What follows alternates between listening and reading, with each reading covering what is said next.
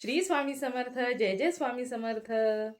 कशा आहात सर्वजण? माझ्या चॅनल ज्याचं नाव आहे शुभांगी फोर फॅमिली, तुम्हा सर्वांचं, ताईंचं, दादांचं, छोट्या लहान मोठ्या सर्व माझ्या मैत्रिणींचं स्वागत आहे माझ्या चॅनलमध्ये. तर आजचा दिवस तुमचा खूप सुंदर जावो हीच स्वामींच्या चरणी प्रार्थना.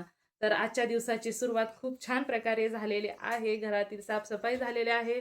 तर नाश्ता देखील तिकडे तयार केलेला आहे. परंतु आता इथं आर्या आहे यांनीही परी आणि आर्याच्या आज शाळेमध्ये त्यांच्या शाळेचा वाढदिवस आहे. तर आज त्यांना तयार करायचं आहे. तर मी आज तेच तुम्हा सर्वांना दाखवणार आहे की मी आज आर्याला आणि परीला कशा प्रकारे तयार केलेलं आहे.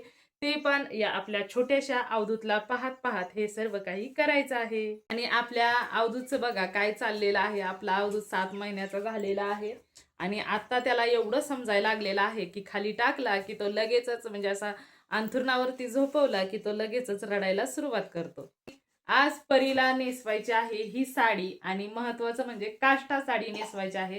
आणि लहान मुलांना जर काष्टा साडी नेसवायची असेल तर ज्याच्या आईंनी त्यांच्या मुलींना काष्टा साडी नेसवलेली आहे त्यांना माहीत असेलच की किती त्रास होतो. तर परीचा आणि आर्याचा तुम्ही अवतार पाहू शकता कशा प्रकारे आहे. तर आता त्यांना पूर्णपणे रेडी करायचं आहे. तर चला. परीला आणि आर्याला तयार करण्या अगोदर म्हटलं तुम्ही नाश्ता करून घ्या, पोटभर खाऊन घ्या, नाहीतर मग नंतर कपड्यावरती डाग वगैरे पडतात. तर त्यांच्या आवडीचे मी गोड सेवया म्हणजेच गोड मॅगी केलेली होती आणि त्याच्यामध्ये दूध तूप टाकून त्यांनी मस्तपैकी खाल्ली. आणि मग म्हटलं की चला खाऊन झाल्यानंतर आर्याला अगोदर मी तयार करते, कारण आर्याची खूप काही चाललेली होती की तिच्या अगोदर मला तयार कर, मला मी किती छान दिसते आहे हे मला पाहायचं आहे. मग म्हटलं चल तुलाच तयार करून घेते, कारण परीला तयार करण्यासाठी खूप वेळ लागणार होता. म्हणून म्हटलं की आर्यालाच पटकन तयार करून घ्यावं. बघा ती किती डुलती आहे, अजिबात सुद्धा एका जागेवरती शांत बसत नाही. आता तिनं अगोदर तर हट्ट पकडलेला होता की मला जर आताही सारखी साडी नेसव, परंतु एवढी छोटीशी आहे आणि हिला साडी कशी नेसवायची. म्हणून म्हटलं की बाळा तू घागरा घाल, तुझा घागरा देखील पायापर्यंत आहे, त्याच्यामुळे तू घागऱ्यामध्येच खूप सुंदर दिसते. आणि त्याच्यानंतर ना तिचा मी अगोदर भांग पाडलेला होता, परंतु तिला काही भांग आवडला नाही. ती बोलली की मला पोप पाडायचा आहे. मग मी तिच्या आवडीनुसार तिला तयार केलं. तर आपल्या सर्वांची आर्या आता रेडी झालेली आहे. बघा तुम्हाला आर्याचा लुक कसा वाटला? आर्या थोडस गोल फिरून दाखव. हा बस बस बस बस बस, एवढं नाही गोल करत.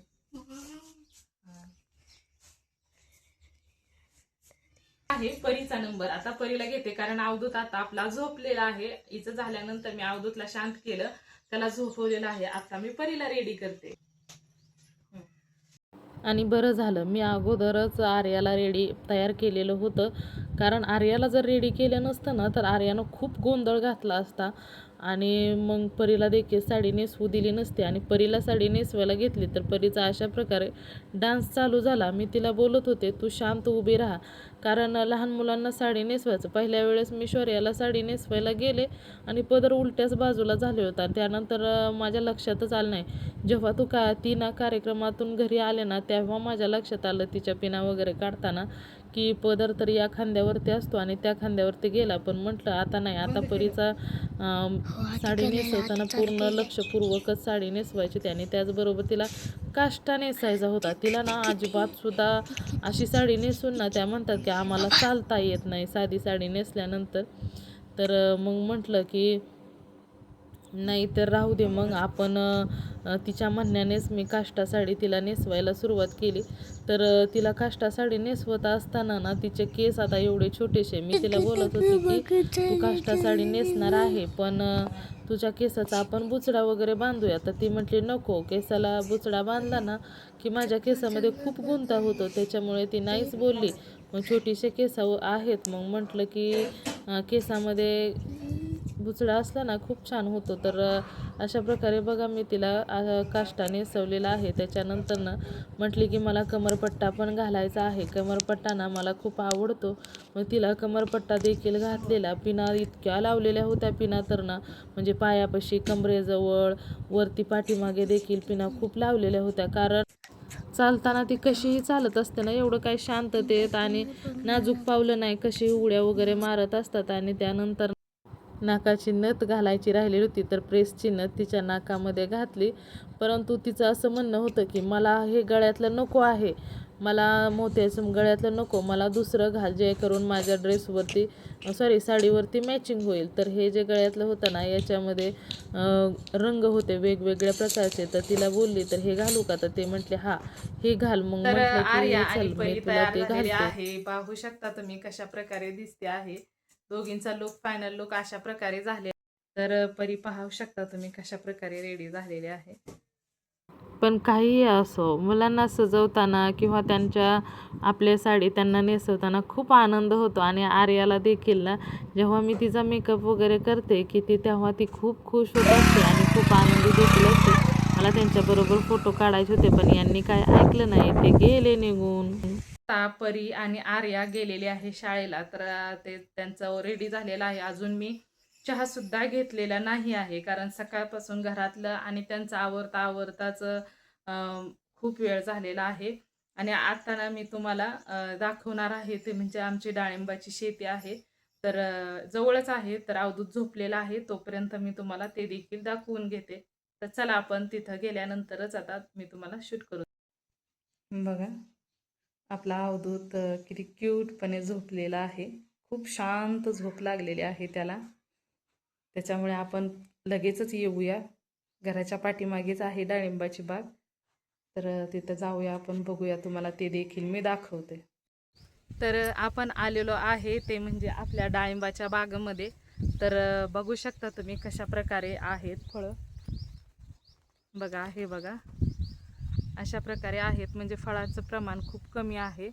पण हे कळी वगैरे लागलेले आहे ना, याचा काहीच उपयोग नाही होणार आहे. फळांचं प्रमाण खूप कमी आहे, कारण यावेळेस सेटिंग होत असताना ना हे झालेलं आहे, वातावरण काही बरोबर नव्हतं. त्याच्यामुळे अशा प्रकारची फळं लागलेली आहेत. हे बघ, तुम्हाला दिसतंय अशा प्रकारची फळं वगैरे आहेत. तो जो दिसतोय ना, तो निळा ड्रम आहे, तो औषध मारण्यासाठीच आहे. तुम्हाला दिसतायत बघा फळ. अशा प्रकारे आपली डाळिंबाची शेती आहे. तर मी तुम्हाला आता दुसऱ्या कॅमेराने दाखवते पुढच्या, म्हणजे तुम्हाला देखील व्यवस्थित दिसेल. ज्यावेळेस आपण पुढून पाहतो ना, त्यावेळेस जरा एवढं स्पष्ट दिसत नाही, परंतु आता बघा अशा प्रकारची फळं आहेत. याच्यातील एक हे फळ फुटलेलं दिसतंय, कारण आता तोडायचे झालेलं आहे ना, बहार आलेला आहे, तोडायची वेळ झालेली आहे. काही काही झाडांना खूप चांगल्या प्रकारचे आहेत बघा फळं, पण काही काही झाडांना ना खूप कमी आहेत. आता याला बघा खूप कमी आहेत फळं, म्हणजे कुठंतरी हां या साईडला आहेत बघा, त्यात पण काही कच्चे वगैरे आहेत. कारण सर्व सेटिंग काय एका बरोबर झालेलं नाही आहे. काही उशिरा झालेला आहे, काही लवकर झालेलं आहे. याच्यातील ना जेवढं जास्त लाल रंगाचं फळ आहे ना, तर तेच हे झालेलं आहे, तोडायला आलेलं आहे. आणि बाकीच्याला वेळ आहे. याच्यातील आता हे बघा, हे फळच तेवढं तोडायला आलेलं आहे.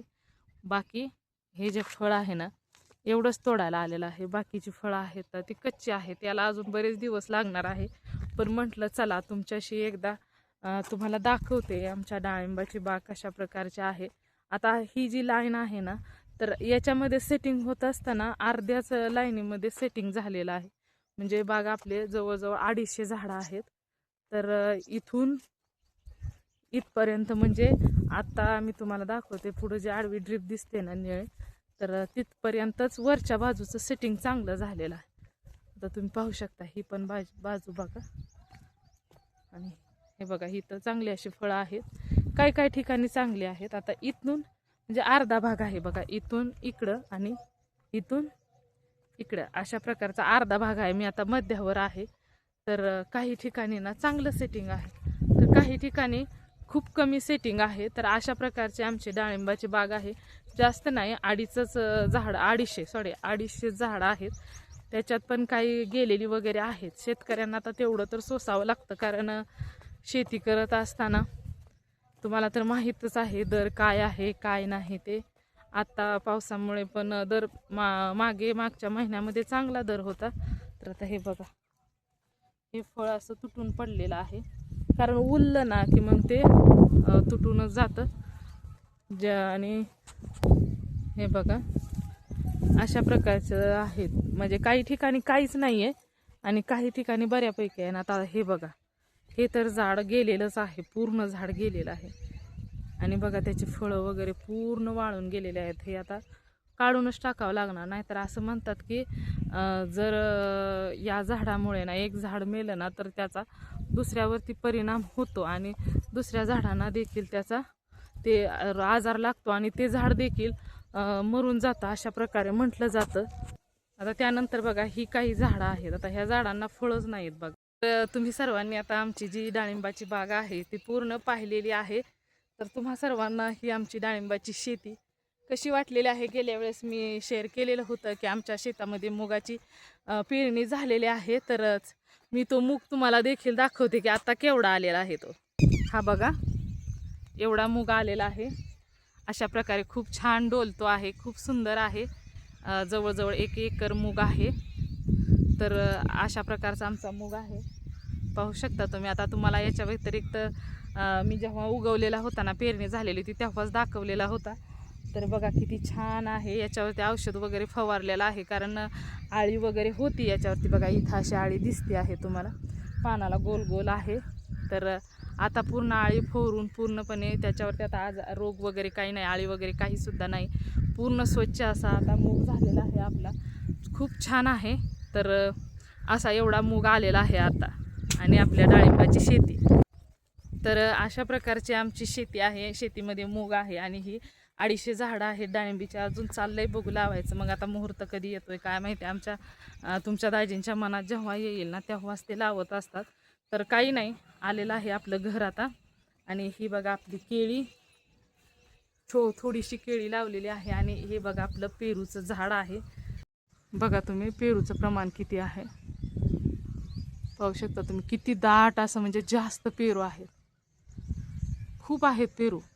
पण ना प्रत्येक पेरूमध्ये ना आळीच आहे. आता हाच बघा जरा थोडा पोपटी रंग झालेला आहे ना, याच्यामध्ये ना भरपूर आळ्याच आहेत, आळ्याच. त्याच्यामुळे जर खायचाच असेल ना तर जरा थोडासा कच्चा, म्हणजे पिकल्यात गेलेला आहे ना तोच पेरू खायचा आहे. आणि जास्त काय कच्चा वगैरे, म्हणजे जास्त पिकलेला वगैरे नाही खायचा. थोडासा गाबळलेला म्हणतात ना, तर अशातील पेरू खायचा आहे. आणि ही आपली केळी आहे बघा, जास्त नाही पण थोडी थोडीशीच लावलेली आहे.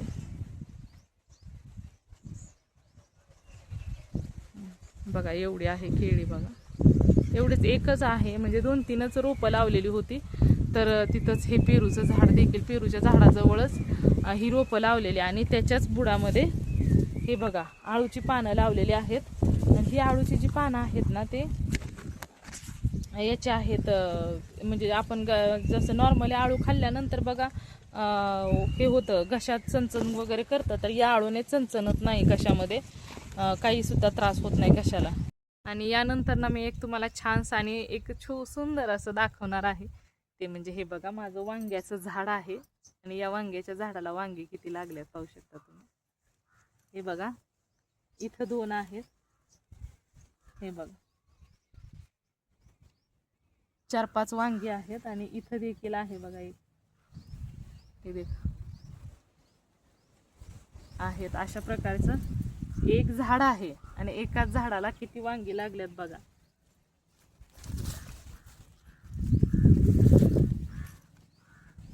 तर तुम्ही पाहू शकता एकाच झाडाला 4-5 वांगी लागलेले आहेत. दुसरी देखील आहेत वांग्याची झाडं, परंतु ना त्याच्यावरती रोग पडलेला आहे. हे बघा याच्यावरती अशा प्रकारचा रोग पडलेला. याला काय झालं काही समजलं नाही, परंतु ना ते रोग झालेला. आणि आता त्याच्यावरती डाळिंबाचं औषध मारून जमत नाही असे म्हणाले. नका मारू त्याच्यावरती डाळिंबाचं औषध असे म्हणाले की होईल ते बरं. त्याच्यावरती जरा थोडंसं गोमूत्र वगैरे शिंपडलं ना की लगेच होईल. आणि हे आपलं पाठीमागे बघा घर दिसतं आहे. तर इथं आहे बघा आपला कारल्याचा वेल आहे. हा बघा कारल्याचा वेल आहे. आणि इथं काही रोपं वगैरे लावलेली किंवा बिया वगैरे लावून लागवड केलेली नाही. ही घराचा पाठीमागची बाजू आहे. आणि इथं कारल्याच्या रोपं उगवलेले मनानेचा, म्हणजे इथं वेल होता कारल्याचा, तर ते कारले पिकलेलं कारलं गळून तिथं वेल उगवलेला आहे. आणि इथं बघा पावट्याच्या बिया, म्हणजे इथं वेल होता पावट्याचा, तो जेव्हा मी आता पाऊस यायच्या अगोदरच त्याची साफसफाई केली ना तर त्यावेळेस इथं शेंगा वगैरे पडलेल्या, तर त्याचा अशा प्रकारे वेल उगवलेला आहे. म्हणजे आपल्याला काय इथं म्हणजे लागवड वगैरे कशाची काय करावी लागत नाही. तर त्याच्यामुळे ते आपोआपच उगवलं. तर पाऊस पडला की सुंदर असा वेल. आता याला बघा, वेल खूप छान असा सुटायला लागलेला आहेत बघा. वेल आहेत याचे सुटायला लागलेले आहेत वेल. एवढा वेल झालेला आहे. वेल पूर्ण सुटायला लागलेला आहे. खूप छान प्रकारे एकदम सुंदर असं आपोआपच हे होत जातं. आणि त्याचबरोबर बघा, इथं एक छोटंसं नारळाचं रोप देखील लावलेलं आहे. बघू शकतो का तिथं. आणि अजून एक तुम्हाला दाखवायचं आहे ते म्हणजे हे बघा, केळीची रोपं आहेत. याला काय झालंय काही समजना झाले.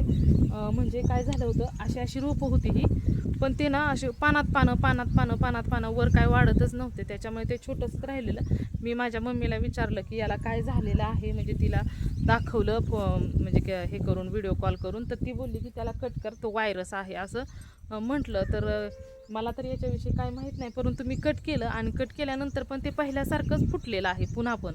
आणि त्याच्या पानांमध्ये ना टच हा वेगळाच आहे. याचा एक स्मूथ टच आहे आणि याचा ना एक वेगळाच टच आहे. जर तुम्हाला या रोपाविषयी काय माहीत असेल ना, तर नक्की मला कमेंट करून सांगा. कारण नक्की या रोपांना काय झालेलं आहे आणि याच्यामुळे जर पूर्ण आपली केळ जर खराब होणार असेल, तर मला लवकरात लवकर कमेंट करून सांगा की याला खांदून तरी काढा बाजूला, किंवा कट करून तरी, कट केल्यानंतर काही होणार नाही. असं जर तुम्हाला नक्की काय माहीत असले ना, तर नक्कीच आमच्या सर्वांबरोबर शेअर करा. कारण जर तुम्ही या रोपांविषयी काही मला माहिती सांगितली ना, तर माझी जी बाकीची केळं आहे ना, ती तरी सुखरूप राहील. नाहीतर याच्यामुळे तिला पण काहीतरी व्हायरस वगैरे जसं मम्मी म्हणाली ना, तर त्याप्रमाणे याला व्हायरस होऊन काहीतरी यास हे देखील बाद होईल. तर अशा प्रकारे आमच्या आसपासची जी घराच्या शेजारची काही म्हणजे आम्ही लावलेली झाडं आहेत, तर त्या अशा प्रकारच्या आहेत. आणि ही आहे जी मका डुलती आहे, किती छान वाऱ्यावरती बघा तुम्ही. तर ही जी मका आहे ना, तर या इथं आमच्या घराच्या शेजारी मका आम्ही गाळलेली होती. जी शेतातील मका होती ना, तर ती गाळलेली होती. त्याच्या काही बिया पडलेल्या, तर त्या बियानेच एवढी सुंदर अशी मका उगवलेली आहे. छोटीशीच आहे, खूप नाही. एक एवढा थोड्याशा आकाराचीच आहे. म्हणजे थोड्याशाच याच्यात इथून अशी मशीन लावलेली होती इथं. आणि या मशीनच्या समोर तुम्हाला तर दिसते बघा किती थोडासा आकार आहे. तर इथं अशी मशीन लावलेली होती आणि इकडं असा पाला पाडलेला होता. तर त्याच्यातून जी काही मका पडलेली होती ना, तर त्याने ही मका उगवलेली आहे. तर अशा प्रकारे आहेत आमच्या घराच्या आसपासची जी झाडं आहेत ना, तर ती तुमच्या सर्वांबरोबर मी शेअर केलेली आहेत. त्याचबरोबर इथं शेवग्याचं झाड आहे, पलीकडं आहे ते आंब्याचं झाड आहे, आमचे गायी वगैरे आहेत. आणि हे पाहू शकता सीताफळाचं झाड. आणि हे आमचं घर आहे. हे बघा, गोड शेवाळ्या केलेल्या, म्हणजे मॅगी असं देखील म्हणतात याला. आणि मी जेव्हा घरी आले ना, तेव्हा आपला अवधूत बघा कसा उठून खेळतो आहे पाळण्यामध्ये. आणि त्याला घेण्यासाठी त्याची घाई चाललेली आहे बघा, घे म्हणून. तुमच्या दाजीचं बघा कसं खायचं चाललेलं आहे एकट्याचंच.